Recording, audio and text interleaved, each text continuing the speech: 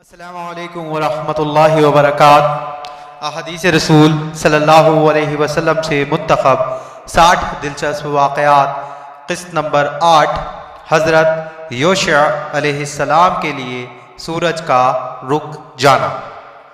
حضرت ابو ہریرہ رضی اللہ تعالیٰ عنہ فرماتے ہیں کہ رسول اللہ صلی اللہ علیہ وسلم نے فرمایا کہ نبیوں میں سے ایک نبی نے دشمن کے خلاف جہاد کا ارادہ کیا تو اپنی قوم سے فرمایا کہ میرے ساتھ ایسا شخص نہ چلے جس نے حال ہی میں شادی کی ہو اور اس کا شب زفاف منانے کا ارادہ ہو، لیکن ابھی تک اس نے اپنی بیوی کے ساتھ شب زفاف نہ منائی ہو، اور نہ وہ شخص میرے ساتھ چلے جو گھر کی تعمیر میں مصروف ہو اور ابھی تک اس نے گھر کی چھت نہ ڈالی، اور اسی طرح ایسا آدمی بھی میرے ساتھ نہ چلے جس نے بکریاں خریدی ہوں یا حاملہ اونٹنیاں خریدی ہوں جن کے جننے سے اس کو انتظار ہو۔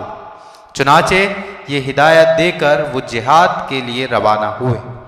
جب اس بستی کے قریب پہنچے جس پر لشکر کشی کا ارادہ تھا تو عصر کی نماز کا وقت ہو گیا۔ انہوں نے سورج کو مخاطب کر کے فرمایا کہ اے سورج، تو بھی حکم کا تابع ہے اور میں بھی حکم کا تابع ہوں، اے اللہ اس سورج کو ہمارے لیے روک دے۔ چنانچہ وہ سورج رک گیا یہاں تک کہ اللہ تعالیٰ نے ان کو فتح نصیب فرمائی، تو انہوں نے مال غنیمت جمع کیا۔ پھر اس مال غنیمت کو کھانے کے لیے آگ آئی تو اس آگ نے وہ مال غنیمت نہیں کھایا۔ انہوں نے فرمایا کہ تم لوگوں میں ضرور کوئی خیانت کا مرتکب ہوا ہے، اس لیے ہر قبیلے کا ایک ایک امام میرے ہاتھ پر بیعت کرے۔ چنانچہ دوران بیعت ایک شخص کا ہاتھ ان کے ہاتھ کے ساتھ چمٹ گیا۔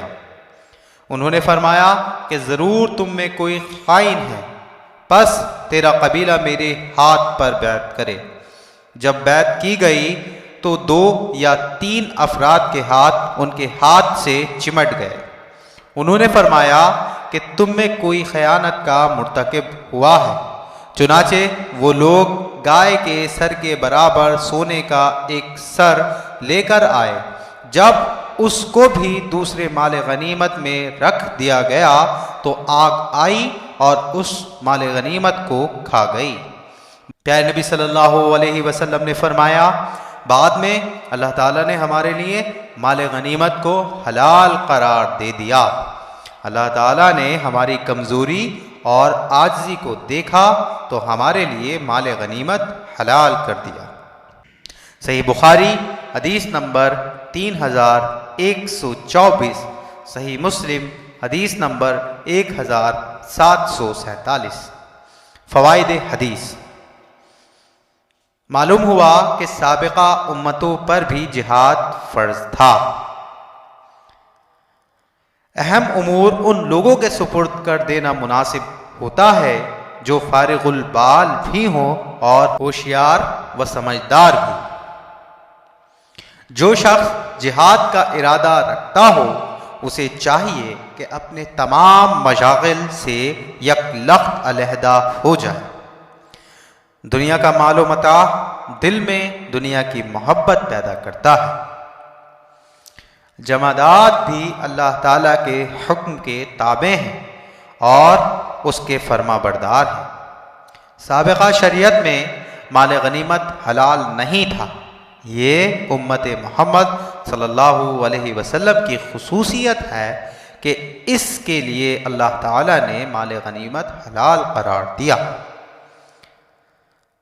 پتہ چلا کہ بنی اسرائیل میں بھی نیک صالح لوگ گزرے ہیں جو اللہ کی راہ میں جہاد جیسا فریضہ سر انجام دیتے تھے، اور اللہ تعالیٰ ان کی نصرت و مدد اور ان کو فتح و کامرانی سے ہمکنار فرماتے تھے۔ چند نادان لوگوں کے عمل کی وجہ سے پوری جماعت قابل سزا ہو جاتی ہے۔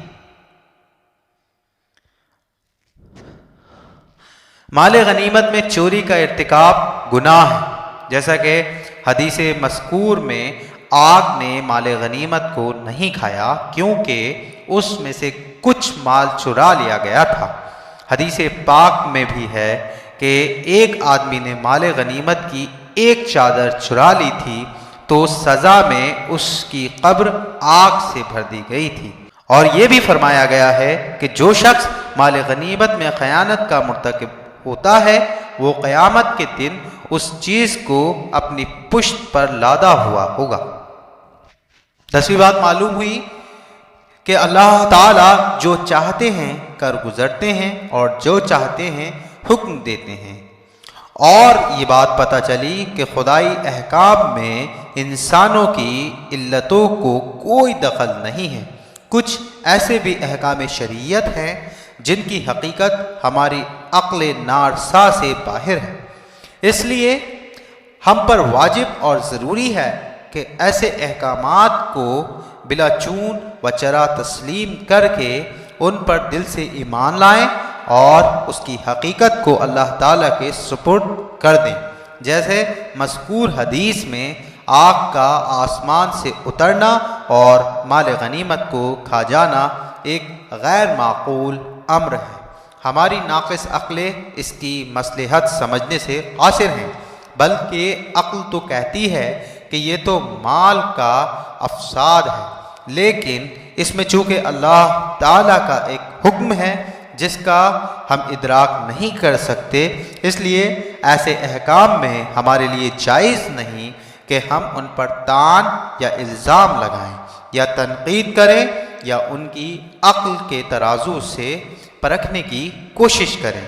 یہ اللہ تعالیٰ کے اصرار و حکم ہے۔ 11ویں بات معلوم ہوا کہ انبیاء علیہ السلام کے احکام کبھی تو امر باطنی کے مطابق ہوتے ہیں اور کبھی امر ظاہری کے مطابق ہوتے ہیں۔ جزاکم اللہ تعالی خیرا فی الدارین۔